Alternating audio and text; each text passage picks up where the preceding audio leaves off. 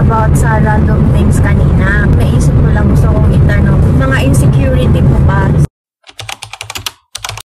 Maganda ka, sa paningin mo maganda ka din.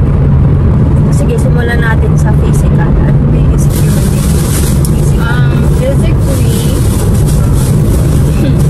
I'm, as they call morena. They always tell me I'm agta.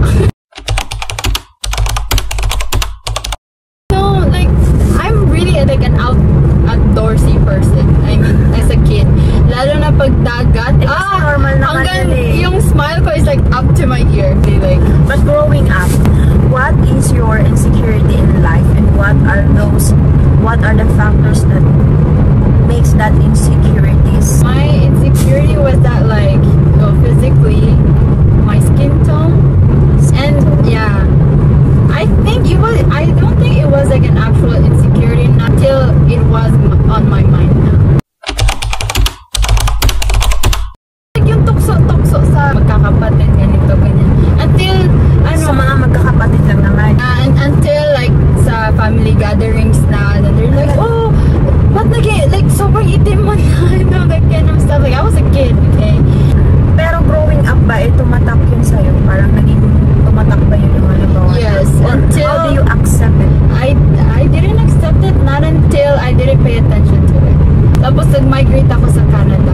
And then here in Canada, like you don't hear people saying that, oh, you're so tan or whatever. Like, mas masaya nga sila na, mas darker your skin mo and all that kind of stuff. It's like, all my life, I just wanted to have like a lighter skin at least. And then, naapektuhan doon yung, like, fashion. It's like, I totally gave up to it na yung parang t-shirt and, t-shirt and pants na goods na ako, yun lang.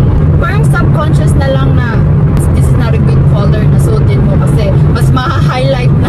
Kasi sa Philippines, mapapansin mo, di ba, dami-dami ng mga skincare, talagang kung ano-ano ginagamit ng sabon. Kasi kapag ka maputi ka, parang feeling nila, mas marami yung opportunity mo. Yeah, that's so true. Until I came to a point na like, nag-move na siya sa fashion. Bakit pag ako maggaganito, hindi siya bagay sa akin? Ganito, ganyan. Oo, like, tapos, bibili ako.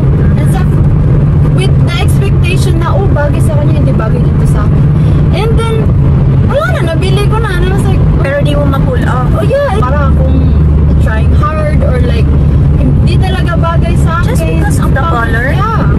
And I was like, oh, hindi bagay sa akin. Malaking effect din yung environment mo, yung mga people na nakasurround sa'yo. Yeah. Although kahit sabihin natin na hindi ganun kahalaga yung validation ng tao, it does affect. It plays a big role, actually. And it takes a lot of self-worth and confidence na not to think about validation from other people. Nag-stem out pa rin siya sa insecurity. Talaga na like, bakit sila kaya nila? So, parang bakit wala akong confidence, ganun? Wala ka talaga ng effect niya ganun kapag halimbawa, kahit na maganda ka naman, pero there is a one small thing na pinaka-insecure mo sa sarili mo, and everything, feeling mo damay-damay na lahat. Connected na siya. Now, I don't care na. Parang nagbago yung mentality mo. Oh, right in that moment na umuwi ako ng Philippines. Kasi I started wearing leggings, I started wearing yung crop tops. You don't care anymore kung ano sasabihin ng iba. Yeah. Maybe I should just stop. Like, maybe I should just start in a way na like accepting. Like yung yung gusto kong gawin din. It's like, oh, gusto ko i-try suotin to. Maybe bagay sa akin. Hindi na siya inside of like, bagay sa kanya, bagay ito sa akin. Ganon siya like that. So I stopped thinking like that. Yung inisip ko na lang is like, oh, maganda to, bagay sa akin to. So that's how I started. You stop comparing to others, bagay sa akin to, dahil bagay to sa kanya. So parang sinasabi mo na parang kung hindi to bagay sa kanya, hindi ito bagay sa akin. No, kailangan sa sarili mo, you have to try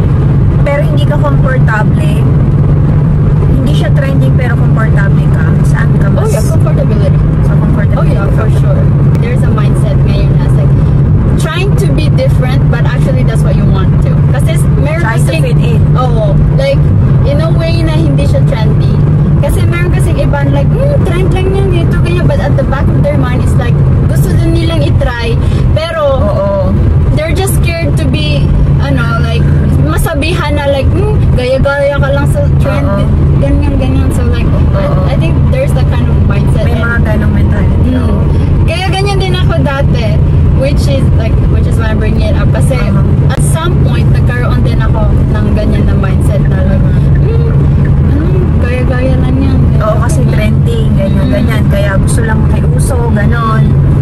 Okay. Pero di ba, masama ba yun? Yung halimbawa, uso naman talaga, and then gusto nilang isuot yung ganang bagay. Is it not good or parang It's good basta gusto mo. it's good basta gusto? It's not good when it comes from other people dahil lang it's trend. It's trend. Yeah. If there's a It's like trend, you're trying sure. to fake it kahit ayaw mo naman Oh, talaga. like So, just to fit in. At the end of the day, it's your intention talaga. Why did you bought that clothes? Why did you wore that outfit? You know, if it makes you feel good, it makes you feel comfortable and stuff, then that's good. But it never should come from a place where like, oh, kasi I saw a lot of people, you know, like Nasuot wearing it, and yun. then it looks good on them and then stuff. So now I wanted to try it. parang ma-praise ka lang. Mm-hmm. So, ang ending is like you're not rewarding yourself. Yeah. Parang nire-reward mo yung mata ng iba. Dahil lang sa gusto mong ma-accept ka ng ibang tao, you're trying also to change yourself. Well, hindi naman talaga yun masama. Partly, hindi naman siya ganun ka-negative kasi you're trying to develop yourself. It's gonna boost your confidence then kasi meron kang inspiration. Yeah. Pero mas mahalaga pa rin talaga that you have your originality and your personality.